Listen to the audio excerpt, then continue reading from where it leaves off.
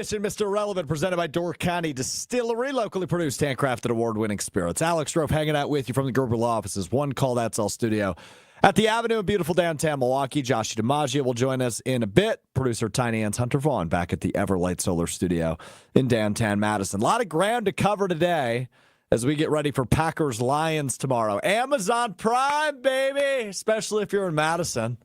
Milwaukee and Green Bay, you'll get a local channel, but Madison not considered a home market, so you got to watch it on Amazon Prime or go to a local tavern that is carrying Amazon Prime. Hunter, do you already have an Amazon Prime subscription? Yeah, unfortunately, I'm kind of addicted to Amazon. So, yeah, we've had a Prime subscription for a while. Okay, what does that mean? What do you mean you're addicted to Amazon? As in, like, shopping from it? Yeah, shopping from it. Even though I know that I could probably drive somewhere in the Madison area to get what it is I'm looking for, I'm just like, oh, I can just order it off of my phone. It'll be here in a day or two. Yep. Convenience, yeah. Yeah. Okay, not a big Bezos guy either, so it's tough for me, but I just can't quit it. So does that mean that if you have Amazon Prime as in streaming, you also have Amazon Prime on the shipping side? Maybe. I've just always, I had the shipping side one, so now, I've just had Prime Video. So I don't know any different. They're probably named the same thing for a reason, I'm realizing. Yeah, probably. Wow. You learn something new every day. I say it every show. It came to fruition right there, right off the bat. You learn something new every day. I didn't know. I'm not a big Amazon guy, I guess. I've ordered things for, I maybe once a year I'll order something from Amazon. But I do have Amazon Prime, so I will be watching the Packers game. But I guess I could also get it on cable in Milwaukee. Okay. Well, I'll figure that out. We'll cross that bridge when we get there. But nonetheless, Packers-Lions, the big one tomorrow. As Packers currently 2 games back of the Lions. They're 11-1. Packers are 9-3. A win tomorrow for Green Bay certainly sets up an interesting stretch for the rest of the season. Because essentially, if you want to win the division, I still hang on to the belief of if you want to win the division and obviously get the 1 seed, I'm thinking you got to win out. Now, Philly could still theoretically get the 1 seed. They have the tiebreaker over Green Bay. But if Green Bay wants to win the NFC North, they have to win out. That's the only way I see it happening because you need Detroit to drop a few. You need to beat both Minnesota and Detroit. And you only have, 3 other games outside of that? One being Chicago, one being Seattle, one being New Orleans. So if you want to win the division, you got to win tomorrow. You got to win out more than likely. But that's not really the focus for me. The focus for me is more so proving you can beat a team like the Detroit Lions. A team that has been so consistent and so potent and so dominant through the first 13 weeks of the season. Green Bay just doesn't have a win like that under their belt. They have some nice wins, right? Obviously beating Houston earlier in the year was a nice win. That's still a playoff team. That's still a pretty darn good football team. You have dominant wins in which you win wire to wire. You play a complete 60 minutes. It looks like you really look like a championship-worthy team. You have wins over the Cardinals and the 49ers now and the Dolphins now, where you watch those teams, especially the last 2 weeks, and you go, yeah, that's the team we've been waiting to see. That's what they're capable of. It's starting to come together. And as we've talked about many times before, Matt LaFleur's teams typically do come together towards the end of the season. So, while it's never a given, it has been good to see here as we enter the month of December now that Matt LaFleur's teams once again are playing their best football towards the end of the year. Does that translate to Thursday? That is the big question because this is your biggest test remaining. The Vikings game is a big test too because, look, 10-2 is 10-2. And while maybe I don't believe and maybe you don't believe in the Vikings as much as some do, 10-2 is still 10-2. That's still a good football team. They're still finding ways to win games despite it being ugly a lot of the time. They are finding ways to win games. So you have 2 teams in front of you in the NFC North, and your only path to at least getting to that 5 seed, if not that 1 or 2 seed in the NFC, is winning out, and that starts tomorrow in Detroit. Really, that dates back to the Chicago game after the bye, but for what's in front of you, it starts tomorrow in Detroit. Detroit does a lot of things good. A lot of things. Their offensive coordinator, Ben Johnson, will be a head coach in the league next year. You can book that. And the way he has found himself winning games offensively is by doing things over and over and over again and just saying, hey, stop it. If you can't stop it, why would we stop doing it? Great 1-2 punch with David Montgomery and Jahmyr Gibbs. Best running back 1-2 combo in the league. And a steady quarterback. Right? Like, I'm not sitting here saying Jared Goff is an MVP frontrunner or Jared Goff is a top 5 quarterback in the NFL. But he is as steady and consistent as just about any NFL quarterback. I mean, the dude didn't throw an incomplete pass for what felt like 3 weeks. And I know he did, but it was very few and far between for him. Offensively, they are just so well put together. It's going to possess a lot of challenges for this Packers defense, especially if they are without Edgerrin Cooper and Jair Alexander again this week, which looking like they may be. But this Packers defense all of a sudden has seemingly been humming a little bit. The pass rush has reappeared. Rashawn Gary showing some life. Quay Walker playing his best 2 games, maybe not only of the season, but maybe of his young career the last 2 weeks. Things are starting to look comfortable for the Packers defense.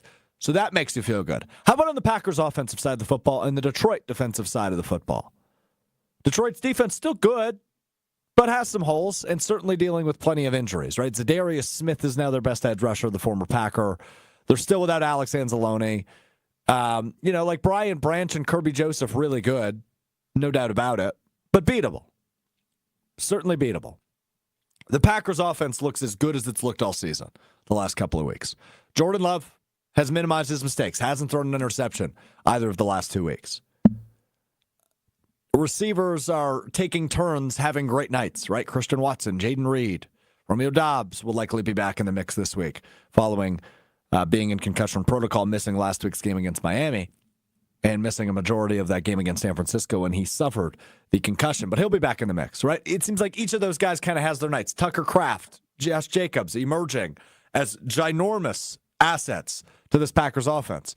So all of this should give you hope against a banged-up front seven that, at the very least offensively, the Packers can keep pace with the Lions offensively. But if you want to be real optimistic, it's, hey, this defense has taken the step. They can slow Detroit down, and Green Bay's offense can win them the football game as long as Jordan Love minimizes mistakes. Now, the worst throw of Jordan Love's young season, well, not young anymore, of Jordan Love's season, came against Detroit. He threw that awful pick six to Kirby Joseph right before the end of the half, which pretty much counted them out of that game. All in all, though, he's been playing his best football the last couple of weeks, which has been a really encouraging sign. We'll go over the injury report in just a moment for both teams because it is lengthy for Chicago. It's looking good for Green Bay, right? For being this late in the season, Green Bay's looking pretty good on the injury front. But I'm curious from Hunter because he's technically not a Packers fan, although he watches a ton of Packers football. He's a Cowboys fan. So I'm curious from a person who is not a Packers fan perspective. When you look at this matchup on Thursday night, it's a sexy matchup. Detroit and Green Bay, two good teams in the NFC. In your mind, Hunter, is this a winnable game for Green Bay on the road? I think it is, but I feel like they've got to win on the ground. Like, this just doesn't feel like the type of game where Jordan Love can go out there and if he's thrown the ball 40 times, I don't see them winning this game. Just with the short week, and it just has that weird feel that this could be a 17-10 type of game just because both defenses are just going to be ready to go and the energy in that building. This could also be, I think, like game of the year in the NFL. Just given everything that is on the line for this game. Like, this could end up having huge implications and be the game we look back at and be like, yep, that was it. That was where everybody was on watch, that the Packers are the team to beat in the NFC, or the Lions are like, nah, we're winning this thing. We're going all the way. Yeah, the Lions obviously have some signature wins and have some really impressive wins. I mean, when you win 10 games in a row, it's hard to look at that team and go, yeah, they're not exactly what we think they are, right? But they've beaten the Texans. They've beaten the Packers.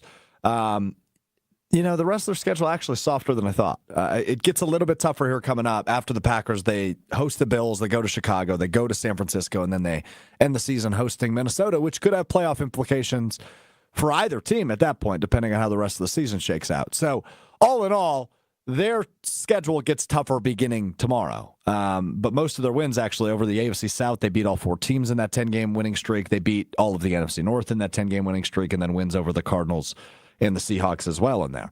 So, yeah, it's a big test for Detroit, who's beat up defensively.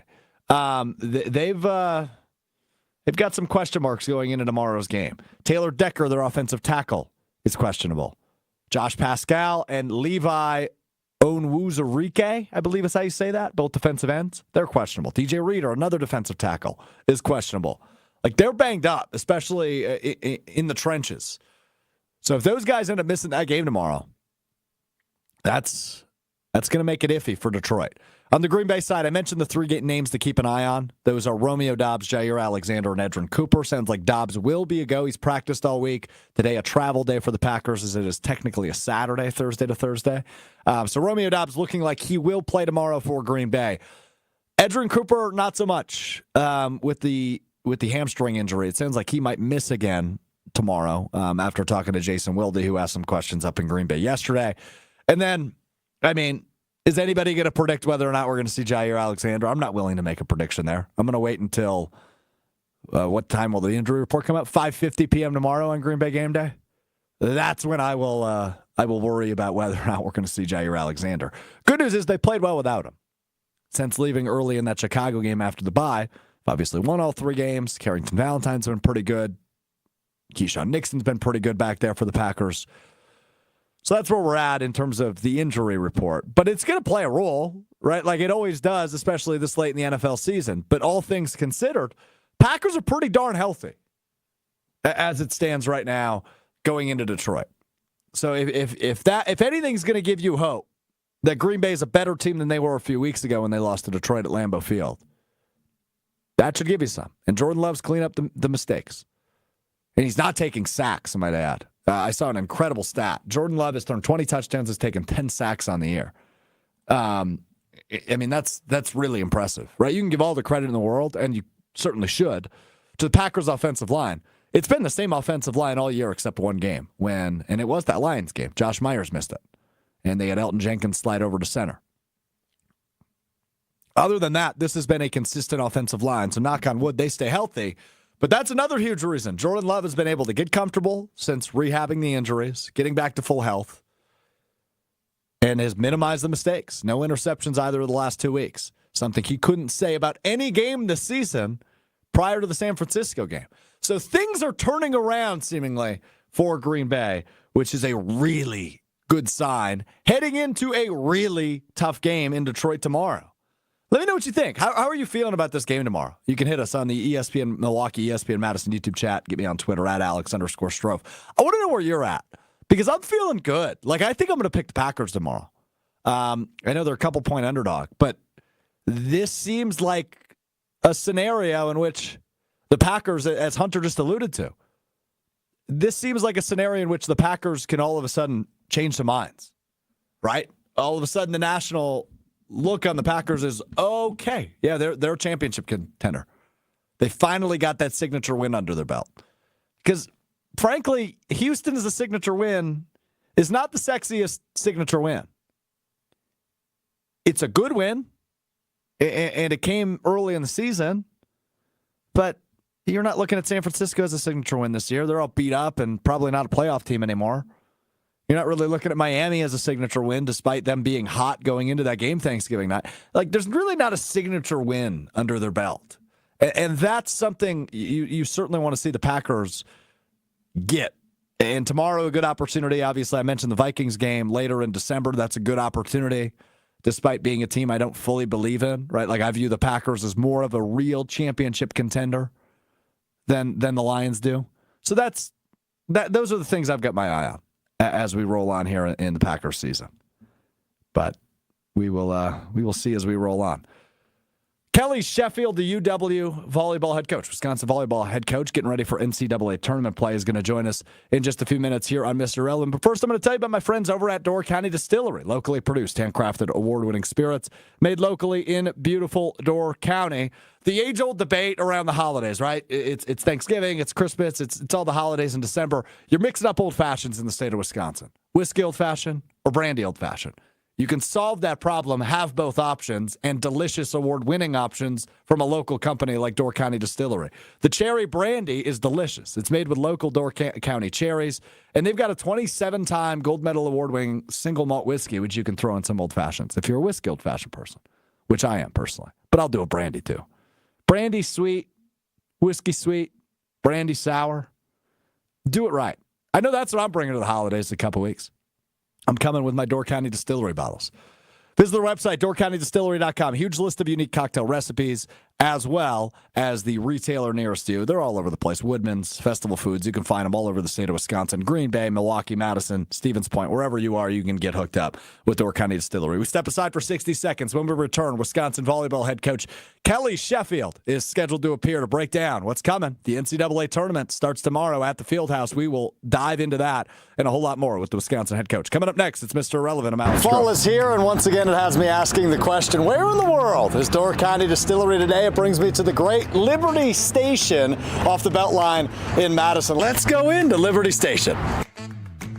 Always a good time to enjoy a Door County Distillery Old Fashioned made with the delicious cherry brandy, which of course is infused with famous cherries from Door County. Whether you're making an old fashioned, just splashing in some lemon or lime juice, or just mixing it with a soda, nothing better than the cherry brandy from Door County Distillery. You can enjoy it everywhere, whether it's a tailgate, a holiday gathering, or you're sitting out at the patio right here at Liberty Station. Do it right with the Door County Distillery Cherry Brandy. Check out their website with a huge list of unique cocktail recipes at doorcountydistillery.com. That's doorcountydistillery.com. All right, Wisconsin volleyball head coach Kelly Sheffield will join us momentarily as we approach the NCAA tournament. And I imagine, a lot of volleyball fans, right? We all support Wisconsin athletics. We all and Marquette in the tournament too. Maybe you don't dive in head first until this time of year. So I think it's a great time to catch up with Kelly Sheffield as the Badgers prepare for Fairfield tomorrow night, 7 o'clock. You can hear that game, ESPN Madison, WTMJ, and ESPN Beaver Dam beginning at 6:30 is when network coverage will start. Wisconsin and Fairfield. Wisconsin, the 2 seed in their section of the bracket. Nebraska, number 1. And Nebraska got the upper hand of Wisconsin twice this year. So that could set up a really fun matchup between Nebraska and Wisconsin in I believe that would be the quarterfinals when those two teams would go toe-to-toe one more time with a big trip on the line. So, this is a fun time of year, right? It's tournament action. Wisconsin, once again, Volleyball U. Really tough schedule this year. So looking forward to our conversation with Kelly Sheffield in just a few moments when he jumps on with us. Ricardo, my man Strouf on the ESPN Milwaukee YouTube chat. He says, my man Strouf, Packers physicality will wear down the beatdown Lions. Packers by 10 tomorrow. That's an important word choice, too, right now with the Packers. It's something we have not seen a ton of, right? You've seen it in flashes, like you have a lot of things with the Packers. But physicality seemingly is what has changed since the bye week. And I think the leading and driving force of that for Green Bay has been the running back, Josh Jacobs. Like, this is a dude who, we've said it a million times now, this is why you brought him in.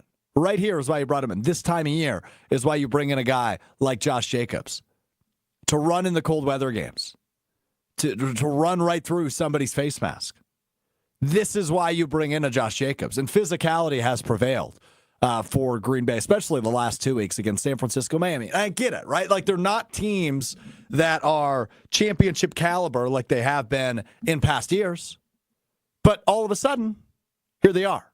The physicality has prevailed, and hopefully that's the case tomorrow against the Detroit Lions. 11-1, 9-3. It's a fun matchup on Thursday Night Football on Amazon Prime. All right, joining us now on Mr. Irrelevant, he is the head coach of Wisconsin Volleyball, getting ready for tournament action beginning tomorrow. They take on Fairfield in the first round of the Division I NCAA Women's Volleyball Tournament.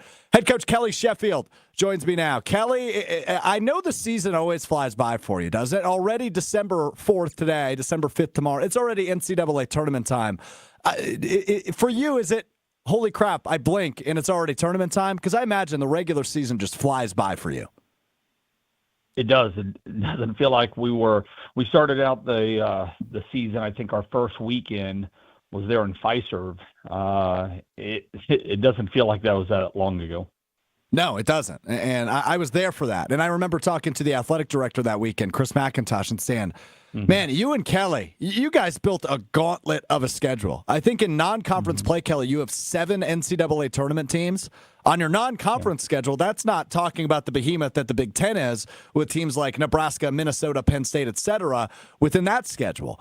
Talk to me about the schedule construction for this regular season, because you guys, maybe more losses on the schedule than fans are used to in the regular season, but holy smokes, you've got to be battle-tested going into tournament time. You ask competitors, what types of matches, what types of games they want to be a part of, and they all want to play the best, and so we want to challenge ourselves. We want to play in big environments, big matches against elite teams. We're trying to draw interest to the sport. We're trying to figure out what we have, what we need to get better at. We'd rather do that as early as possible, so we've got the season to kind of tweak and work on those things. And you're right. I mean, we've the top. I think we've played just about everybody that's in the top 10 in the country. I think we played 3 of the top 4 seeds in this tournament, and we took some losses early on. We didn't come out of the gate particularly healthy. Both of our outsides were having some health issues, but we had to dig in there and find a way. We started the year 0-3, which has probably been the first time that's happened, but those were all against top 5 teams in the country. Yeah, but I imagine you have that mindset too, Kelly, right? You're battle-tested going into the time of year where everything matters, right? It's do or die time now, and that battle-tested mindset is only going to help your squad. Well, I should give you confidence that you've been through and you've gotten better. I mean, our players and our team, we've known we've gotten better. We know, we've had some great wins. We've had, I think, only 2 teams in the country have had more wins against top 25 teams. I think we ended up with 8 wins against top 25 teams. So we picked up some losses, but there weren't too many people that had the schedule that we had either. And so I think when you're in those, you mentioned battle tested, you gain confidence from that. You gain resiliency. You grow as a team. You fight together as a team. And those were all some of the things that we got on our journey. No doubt about that, Coach. What excites you most about this time of year, this tournament time of year? What excites you most personally? I'm looking outside my office window, and there are already people sitting out there waiting to get in. No, it's not till tomorrow. No, but it's the fans get fired up for this time of the year. Our players do. It's everybody's locked and loaded, if you will. It's the energy of tournament time in any sport. I mean, that's what you do this for. This is. You've got the possibilities of dreams and goals right in front of you, and so it's why it's one of the many reasons why you get into this profession, and one of the many reasons why you do the work as an athlete. 12 months a year. Yeah. No, you're totally right about that. And you mentioned this profession. You're one of the best in it, Kelly Sheffield. And I'm curious, when you look at your roster, right, you've got 3 fifth-year seniors, you've got 3 seniors, 2 juniors, no sophomores, 7 freshmen. I mean, that is a heck of a breakdown from a roster and year standpoint. How do you mix in some of these younger players with when you have so many accomplished upperclassmen throughout the season? Because we've seen some freshmen get into the mix, but I'm curious from your perspective, when you've got so many girls who have been there at the highest levels, right? Some of the Final Four teams, the national championship teams, the Big Ten championship teams. How do you mix in some of these younger players that are going to be the face of your team coming up in the next few years? Yeah, I mean, you look at a player like Charlie Furbringer, who's our freshman setter. You look at Schumacher as a bro. I mean, those would be two of the freshmen that have gotten a lot of playing time. Both of them, they played for really tough clubs, competitive national clubs, to elite high schools. They played with USA Volleyball on some of their junior national teams. And so they've gotten a level of training and a level of competing against elite people that when they came in here was just different. And they're driven, they're motivated. And so we've seen some younger players in our sport that have been really good. Both teams that were in the national championship match last year had freshman setters. You need the older players to kind of help the younger ones along. When we won in national championship in 2021, we had 3 freshmen on the court, and Anna Smrek, who was Final Four player of the tournament, and we had a young Devin Robinson on there, and a Yulia Orzel was all starting. And so it's you got to compete, you got to carry your own weight. But we've seen some freshmen be able to do some amazing things on that stage. Yeah, when you look at some of your seniors and fifth years, what impresses you most about their growth? Because you just mentioned some of the names we saw on the floor when they were freshmen and sophomores. Yeah. And here they are maybe going at it for the last time. What has impressed you most about some of their growths? Well, I mean, they're competitive. I mean, that's the first thing that jumps out at you when you're watching. The Sarah Franklin National Player of the Year last year will be one of the finalists for that again this year. I think was just named Big Ten Player of the Year today for the second time in a row. And Yulia Orzel and Devin Robinson, CeCe Crawford, Anna Smrek. I mean, those are some Carter Booth. Those are a lot of experienced players, but we're long, athletic, competitive. They've been through a lot of battles. Couple more for you. Kelly Sheffield, head coach of Wisconsin Volleyball, hanging out with me ahead of the NCAA Tournament. Starting tomorrow at the Fieldhouse in Madison. You mentioned something at the top, and I know you and I have talked about this off and on for years, and you've talked to everybody about this. There is few larger advocates, if any, of the growth of women's sports than Kelly Sheffield. I'm curious from your perspective, what's next as the growth continues, not only for volleyball, but women's sports overall? What would you like to see next as the growth continues? Well, the next big one with the NCAA tournament is that we get, right now everything first and second round is just on ESPN Plus, right? Which is tough. I mean, it's tough. I mean, you got to know what you're looking for to go and watch that. We've got to get some of these great matches on linear TV, so people that just turn the dial, they're able to stumble upon it. I think that's a really big thing. We're kind of for lack of a better phrase, not really dark for the first 2 rounds, but you have to go searching and know what you're searching for. We've got to be able to reach a broader audience, and that this particular weekend, I would say that's probably the next big thing. Yeah, I noticed a lot of fans were upset about that, and rightfully so, right? Because you want the opportunity to see everybody in the biggest stage, which is the NCAA tournament. And while the national championship game and the Final Four all, on national television, ABC, ESPN, and that's great, but why not the whole tournament like the other sports? So I hear where you're coming from on that. Amen. Yeah, amen. Back-to-back is potential. Obviously, got to get the win over Fairfield tomorrow, Kelly, but you would then play a back-to-back Thursday, Friday. Is there a different approach in getting your team ready for a back-to-back? Definitely. It's the turnaround time is really quick. It's one of the few times we'll do it all year long. Even if we advance after this first weekend, neither of the other 2 weekends are back-to-back days. And so on Monday, we watch a little film on Georgia Tech. On yesterday we watched a little bit of film on Tennessee, and then we put those things to the side. And since Tuesday, it's been all about Fairfield, our first round opponent. So we're not feeling like we're having to jam a bunch of stuff in a short period of time for the second one. There's a little bit of familiarity.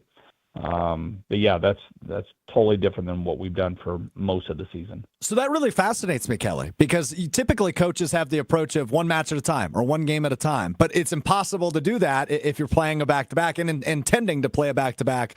Obviously need the win tomorrow, but when you have the intention of winning tomorrow and playing Friday, you can't cram it all in. So that's a really fascinating approach. Well, it's there. There's not a lot of, there's not a lot of sports if you're kind of thinking about tournament time where Sure. you are playing on back-to-back days. No. So we kind of look at it this week as we're in a 4-team tournament. All right, so we're here to win this 4-team tournament, but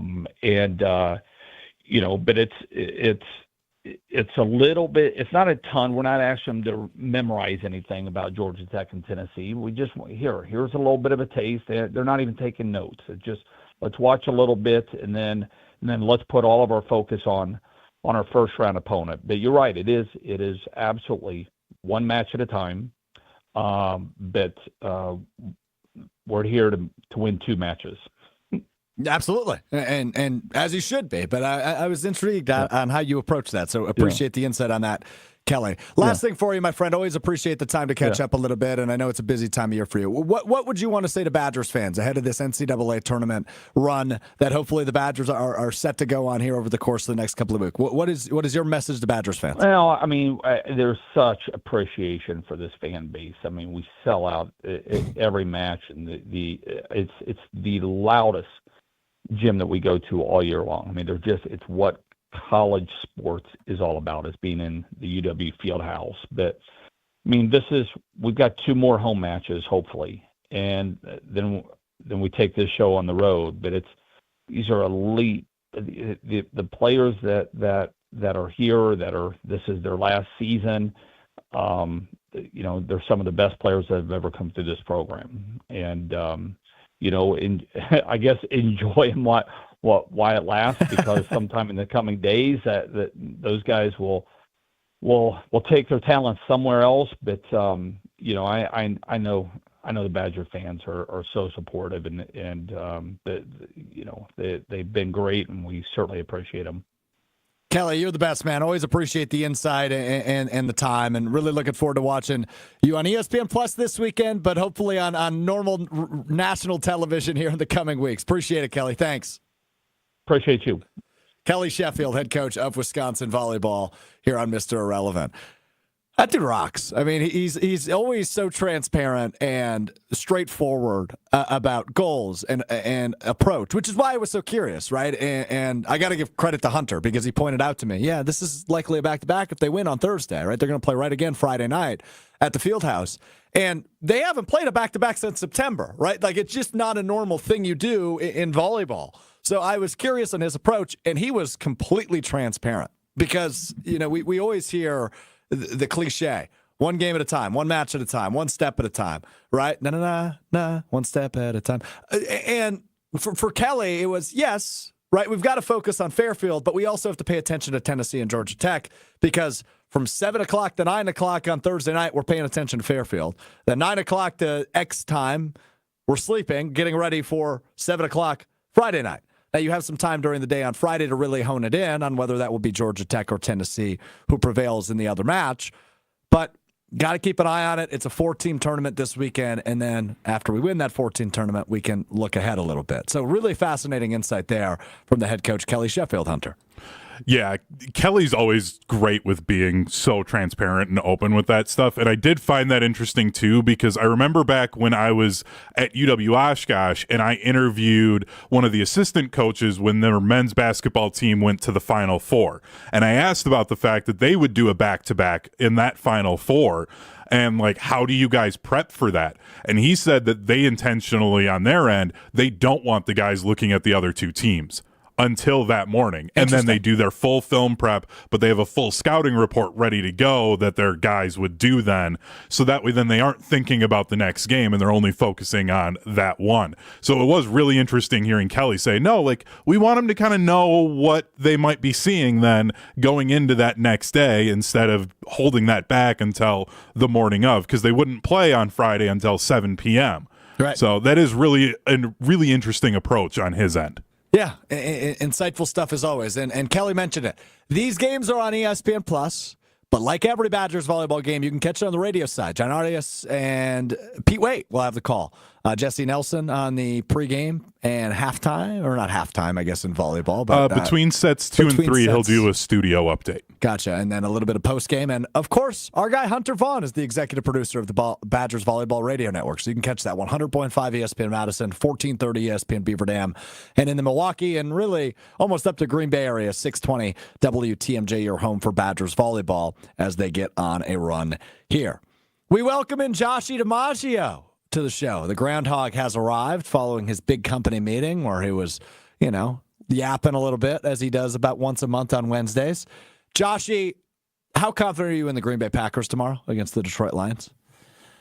Reasonably, to the point where I'm fairly convinced they're going to win. Okay, so you and I are about in the same boat. Yeah.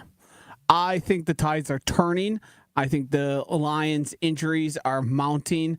I think there's also a little bit of pressing that's going to be happening because they also realize the stakes of it and trying to keep ahead. The Lions have had the Packers' numbers by and large recently. Oh, yeah. But I believe in what Jeff Hafley's been able to do, and this goes without being said. I believe in Matt LaFleur to the utmost degree, and I believe that Jordan Love is playing his best football, and we are only going to see him continue to improve and get better. And I think all those things come together to make it like it. It is the Lions; they're a very good football team. Mm-hmm. That is all factored in there. But I'm more confident than I have been even recently, like in some of the games. I think the Packers I have a really good chance to win. Yeah, I feel good. And Ricardo on the YouTube chat used a word earlier that made me go, oh, yeah, that makes me feel better. Physicality. Uh-huh. It has certainly emerged the last 2 weeks for Green Bay on both sides of the ball. And that makes me feel really good about what's going on. They're showing it on SportsCenter right now. Josh Jacobs and Elton Jenkins and Josh Myers were all limited participants in yesterday's practice, but they're all going to go, I would guess. All of the names I just listed.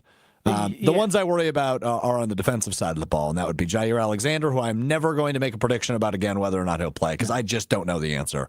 And Edgerrin Cooper doesn't sound like he'll go tomorrow, which worries me a little bit, but I still feel okay with what those groups have done without those guys. Yeah, I think having Edgerrin Cooper, he's such a playmaker, you would love to have him there. Obviously, not having Jair is the biggest thing every week, seemingly, for the Packers defense. I do think they are talented enough on the back end and through scheme to not get completely embarrassed and to put up a fight and to, put Jared Goff in situations where he can throw turnovers, which is, as much as we want to talk about how good he has been, which he's been great, he's known to put the ball at risk. Mm-hmm. That is a thing he still does on occasion, and he really doesn't like when you get pressure on him. No. And if you get him out of the pocket, yes, he's gonna make mistakes, which he has not done a ton of this year. No, because that offensive line they have is so great. But if Hafley's able to dial it up to simulate pressure, to force that confusion on that offensive line, because they have a great offensive line, maybe the best in the league, but the Packers linebackers are the story of the game to me. And the front seven. It's basically going to ride or die on that front seven. Is Quay Walker going to be, as to be frank, as spectacular as he's been the past two games? Been really good. Or is he going to fall back to the Quay Walker we've seen before? You mean the Chicago Quay Walker we saw? Yes. Yeah. I think Isaiah McDuffie and Eric Wilson are more than adequate. But Quay Walker has the top-end playmaking skills that we've seen at various times. Sometimes it goes away for months on end. Mm-hmm. Or sometimes he plays well. Has he figured something out that is going to send this defense over the top and be a difference maker? I'm with you on that. That's really well said. So, yeah, we'll see. We'll dive a little bit more into this game a bit later. I do want to get to One Word Wednesday. Do want to get to a question I have for the two of you. Need to get to what we learned. Just real quick, we didn't even know it. Kelly Sheffield broke some news on our show as it was just released. The postseason honors for Big Ten volleyball. Sarah Franklin, for the second year in a row, is the Big Ten Player of the Year on the first team. Joining Sarah Franklin, of course, the unanimous selection is Anna Schmeck, the senior, former ESPN Madison intern. Shout out to Anna, Carter Booth, Charlie Forbringer, and Julia Orzel, all second-team selections, and a couple of sportsmanship nominees and all freshman team honors. So here we go. It's tournament time for Wisconsin volleyball. All right, we do this each and every Wednesday. ahead of the following week in the NFL, which the Packers, oddly enough, play on Thursday this week. We call this One Word Wednesday. Hunter writes a bunch of prompts. I respond with one word, typically. Sometimes I elaborate a little bit. But I need to get back into one word. So we'll see how I do. Joshy has a list of about 86 words that are banned from this segment. So I will try not to use those as we play One Word Wednesday. All right. Since Josh started breaking the rules, I'm not completely going with the NFL, but these are all sports related. You're a trailblazer, brother. Yes. I like where your head's at, Hunter. We're going to start in the college football world. The Wisconsin Badgers signed 8 composite 4 stars on the early signing day period today. Prove it. Unproven? Unproven. Yeah, there you go. It's good, Joshy. You're kind of like my. You remember when Microsoft Word used to have the little paper clip in the corner? Yeah. Clippy? You're Clippy. Yeah. You're Clippy of this show. You make me better. So unproven will be my word. Prove. Well, I wanted to say prove it, but unproven does work there. So good stuff. Sticking with the Badgers, wide receiver Trech Kekahuna has entered the transfer portal. Devastating. He would have been their dude going forward. So yeah, that's a tough blow. But I mean, that's the transfer portal. That's what happens when you underperform and underdeliver and go 5-7 and miss a bowl game for the first time in over 2 decades. That is older than Trech Kekahuna. Every year he's been alive, the Badgers have made a bowl game. Clearly disappointing. Except for the one who's on the team. Yeah, that's a good point. Yeah. Maybe he's the problem. No. That's a joke. That's a joke. That's a joke. The last time the Badgers had 2 scholarship quarterbacks in one recruiting class was 2017 with Jack Cohn and Danny Vandenboom. Oh, wow. Now they have it with Braden Locke's little brother and Carter Smith, the 4-star QB. Yeah, Braden Locke's little brother's name is Landon. Couldn't remember his first name. He is projected to be a little bit better than his brother, who, by the way, there's these, I'm sure you see on social media, I'll get to my one word in a moment, but I'm sure you see these graphics on social media that, like, measure stuff. I don't know what it was measuring, but it was the Pro Football Focus rating for all power conference quarterbacks, and then the ESPN QBR. Braden Locke was basically the worst in both. Worst in the country, yeah, worst in the country essentially. So that's impressive. Hopefully, Landon's a little bit better if he ever plays. 2 scholarship quarterbacks same year, first time since Danny Vandenboom. That is a Kimberly legend, if I'm not mistaken. Yep. Kimberly High School, yeah. Legend. Good baseball player, too. Again, this is kind of a nothing burger to me. I don't know if nothing burger is one word, but we're going to make it. I just thought it was interesting. I think it is.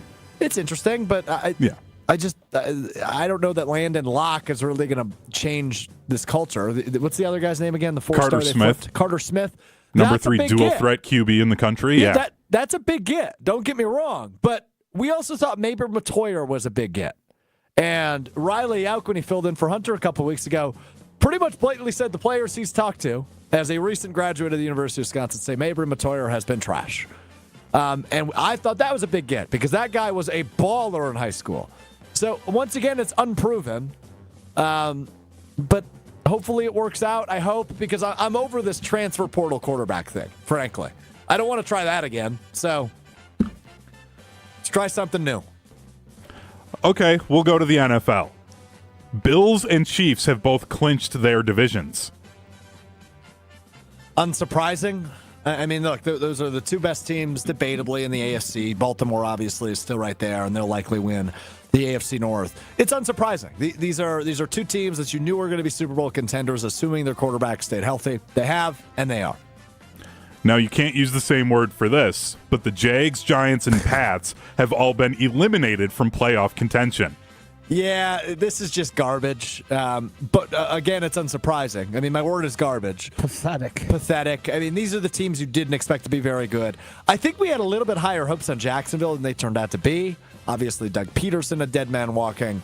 So, yeah, it's unsurprising. But, yeah, they're garbage. Bengals at Cowboys, Monday Night Football. Yeah, Joshy will probably say something to the effect of he'd rather have his fingernails be torn out by a pliers like he did about this past Monday night game, which turned out to be the game of the year thus far. Game of the year? Wow.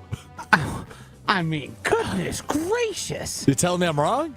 Would you rather watch the Kansas City Chiefs and Bills game or that game of Jameis Winston with zero stakes? The answer Mr. 30 for 30. Yeah, the answer is obviously the Chiefs-Bills game. Oh. But in terms of product, that was exciting as hell. That game was really fun. And don't act like you don't like Jameis Winston because everybody likes Jameis Winston. I don't like Jameis Winston. You're a liar. You should Google him. Go to the controversies tabs. There's things you forgot about. Oh, crab legs? No. Nah, there's some other stuff. We'll move on, though. Oh, okay. Maybe I just didn't know. Not a likable character. There are only 2 NFL games this week that have teams with winning records. Oh, yikes. Packers-Lions, Chargers-Chiefs. Oh. I didn't know that, first off. There's teams with 500 I was records. gonna say, isn't it also because isn't there 3 good teams on bye this year? There is there is a couple bye weeks this week. Broncos, Colts, Patriots, Commanders, Ravens, Texans is the 3 you're looking for. There's like half the league. Yeah, I mean there's half of that. Well, Chargers Chiefs is the Sunday night game. That will be fun. As you guys know, I'm a big believer in Jim Harbaugh. And Packers Lions Thursday night. So what are we doing on Sunday? It's my birthday on Saturday, so I'm going to lunch, I guess. Sunday. Yeah, that's a get stuff done around the apartment day.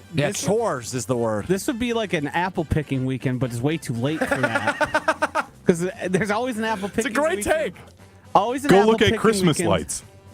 Yeah, go get your Christmas tree if you haven't already. Mine's been up since November 1st. Are you a real tree or fake tree guy? November 1st. Yeah. Whoa. That's Medusa's call. Mussolini. And yes, there was something about it wasn't going to be as long as a normal holiday season, but yeah, this is maybe, spring cleaning. This is your winter cleaning. Get everything in shape, pull out the tree if you haven't, get stuff done. Scrub the floors. Yeah, I'm not going to do that, but I understand your point regardless. Or Hunter. hung over and lay on the couch. Yeah, that will be that, yeah. 3 more here. We'll move to the NBA. The Milwaukee Bucks are now 11-9 and 5th in the East. Let me get my best Chris Berman impression from the home run derby. Back, back, back, back, back, back, back. The Milwaukee Bucks are back. And I said this, not to pat myself on the back here, but I told you after they lost to the Celtics on a Sunday night, if the Bucks win, and the Bucks will play the Celtics again this Friday, if the Bucks, I think I said, if they win 10 of 12, they're back. They've lost 1 game since that stretch. So your take is the team that was picked as one of the 6 favorites to win the NBA championship. But Joshy, I mean, look at how disappointing the start was. It was, but are we surprised? I'm not. I think some are. If you would have, I am after the way they started. If you would have predicted, say, to make a NFL comparison, the Washington Commanders would be like far and away one of the better teams in the NFL, then I'd be like, yeah, that's a good call. You being like, hey, the Bucks are going to turn it around. Pretty good. Yeah, of course. All right. Fair point by you. But I was still right. So no panic button here. Transitioning to college hoops, number 5 Marquette at number 6 Iowa State tonight. Yeah, upset is my word. And I'm not saying Iowa State will upset Marquette as the lower seed. I'm upset. This game is not on national television. So Kelly Sheffield just brought up that volleyball, the first 2 rounds are only on ESPN+. A top 6 matchup in the country is on ESPN+. Thankfully, I'm subscribed to ESPN+, and I can still watch it. But what are we doing here? This is one of the best games of the year, and it's not on national television. We instead got to watch Duke and Kentucky and Kansas. Marquette, Iowa State. Hello. National championship preview. You've got Milan Momcilovic, former Pewaukee stud. Momcilovic? You literally called his younger brother's games last year. Yeah, Momcilovic, as far as I'm aware. He got caught up. I got caught up. He's playing for Iowa State. Had an offer from Marquette, chose to go to. I mean, there were some juicy storylines here. I also want to say I'm upset that the Badgers lost and made it not 2 undefeated teams. If you would have just waited one more. Oh, sorry. Badgers struggle and lose 67-64 to Michigan. Joshy. Just let me produce. Joshy. Upset. No, my word is actually brust. John Tonje. That's close. Yeah. 3-quarter court heave. off the back of the iron to tie that game, send it to overtime against Michigan at the Kohl Center. I mean, he just about had a Ben Brust moment. Ben Brust was trending on Twitter in the state of Wisconsin last night. I haven't told him that. I'm not going to. I'm not going please to. Don't. Can't That's let for it. us here only. Yeah, right. We're just going to talk about that amongst ourselves. It wasn't like super trending, but I think they really localize your trending. Yeah, and it's your specific interests. Right. So. And does that make Ben Brust one of my specific interests? I mean, Probably. In terms of my employment as the producer of the show, yes, I guess technically he is. Yeah. So Brust is my word. But look, it's Big Ten play. Dusty May's a good coach. Michigan is a pretty good team. It's a bad loss. Max Klesmet was awful offensively. I do not believe this is who the Badgers are. Max Klesmet has to be better offensively. This team has to be better offensively. They came back to earth as well from the free throw line. I think they only shot 71% from the line last night. But look, the fun part about this is it adds a little fuel to the fire for Saturday between Marquette and Wisconsin. So that's the fun part. And that's a nice transition into Saturday as Marquette and Wisconsin go toe-to-toe on my birthday at Fiserv Forum. I will be at the game. So will I. Yeah, that's right. Hunter will be there. Josh, you gone? To the game? Yeah. No. Oh, lame. I just figured all three of us maybe could be there. Okay. Good stuff, Joshy. Josh isn't a team player. All right. I'm going to go big plans. I'm going to go one by one. So, Joshy, I'm going to start with you. Hunter, I will come to you second. I view myself as a fan of both programs. I like Wisconsin. I like Marquette. I've never rooted against one of those schools. I didn't go to Wisconsin. I didn't go to Marquette. I went to Stevens Point, right? Like I don't have a financial interest in terms of my diploma. I don't have a rooting interest in terms of where I went to school. I like both teams. So Saturday, my lovely girlfriend has purchased a Marquette shirt and a Wisconsin shirt and is going to cut them down the middle and sew them together. Is that fair or foul for me to wear a split shirt to a rivalry game at Fiserv Forum Saturday? Joshy, I start with you. It's foul, and you will most likely be shamed for that decision. By who, you? Fans. People there. People in attendance will look at you and think, what the hell? You should have just gotten a shirt, had it handmade at one of the local places that will do quick turnarounds, and just write, I wish everyone has funds. Funds. Funds with a D or just an S? Just fun. I hope everyone has fun. Because that's basically what you're trying to advertise there. Yeah. And it would have been a lot funnier. I don't know that it would. Because those shirts are everywhere. Jason Wilde owns one. How many people own a split Wisconsin Marquette shirt? I bet not many. Yeah, but it's like what you're doing here is no one's going to like you because everyone there has clear decisions. So who's going to? But Josh, what Wisconsin fan's going to want to sit by the Wisconsin/Marquette fan and vice versa? I can talk both teams. I have watched every game both teams have played this year. That's irrelevant. It's about fanhood and standing up for your team. So who should I cheer for? Wisconsin? Whoever the hell you want. Typically, I've rooted for Wisconsin. My girlfriend is a Marquette fan. Hunter is a Marquette fan, so I know he's going to find this foul. But Hunter, I would like your opinion on my shirt idea because I'm very proud of it. Yeah, I'm really disappointed in you. This is a bad idea. Okay, Don't do this. You got to pick one. I told Brust about this. Ben Brust, host of Kyle Brust and Ortman, of course, the former Badger. I told him about this shirt yesterday. He goes, Strouf, and this is such a Benny Brust move. Strouf, I was going to let you wear my Final Four jersey. I was going to ask you if you wanted to wear it. I go, no, you weren't. You weren't going to ask me that. He goes, yeah, I was. I was seriously going to ask you if you want to wear my Final Four jersey because I can't go this year. Joshy, you've worked with Ben Brust a long time. There's no way he was going to ask me to wear a word of it. Yeah, right. There was no way he was going to ask me to wear his Final Four jersey. No, and because you would have had to grovel for it first, and there would have been a big buildup. No. I will wear his jersey if he gives it to me, but I will wear it over my split T-shirt. Can't do that. Is that more fair? No. No, that's even worse.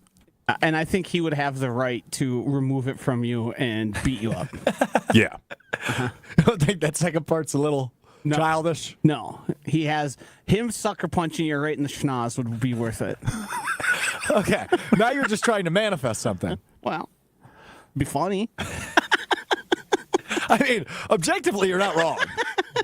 It wouldn't be funny for me, but it would be funny if you get over it. I would. That's true. I do have a question for the two of you as well, because the last time I went to the Wisconsin Marquette game was the overtime game at Pfizer Forum 2 years ago now. I was there too, yeah. And I got yelled at by olds from Wisconsin for standing up during that game. That happened to me too. Remember the dude pulled on my sweatshirt? Yeah, like, and then I was at the problem. Wisconsin-Michigan game last night, and that place was like a retirement home for how close that game was. Like, the student section was good, but the rest of the place, like, I felt awkward, like, cheering loudly because I wanted Wisconsin to win.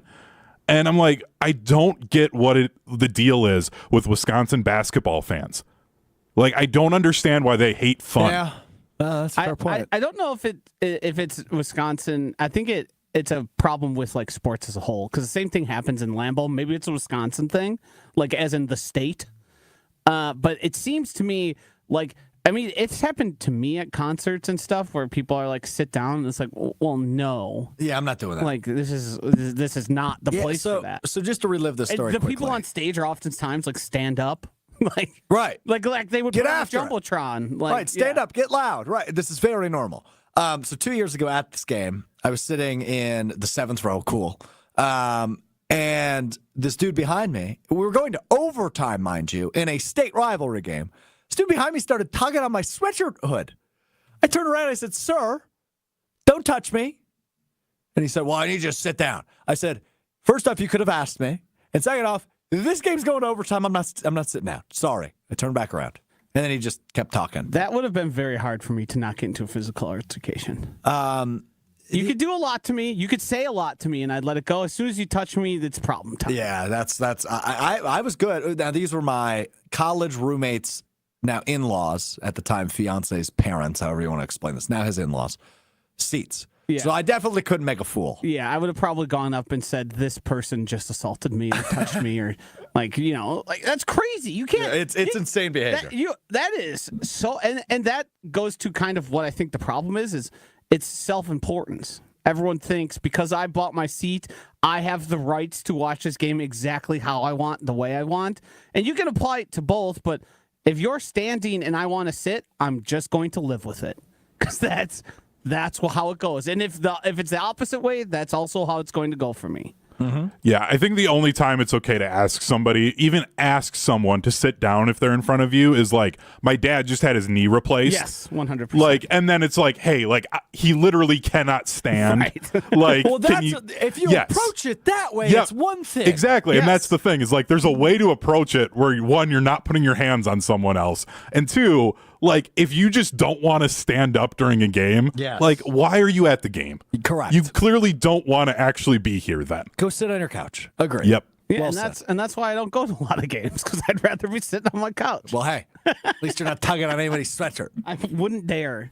I know you wouldn't, but others do. Make that a PSA. All right, time now for you learn something new every day. We learn something new today. It's time now for what we learned. This is a collective one. I want to do this as a group. Oh, wow. This picture is taking over the internet. And I need to discuss whether or not this is accurate. It shows the words Disneyland and the word Disney World.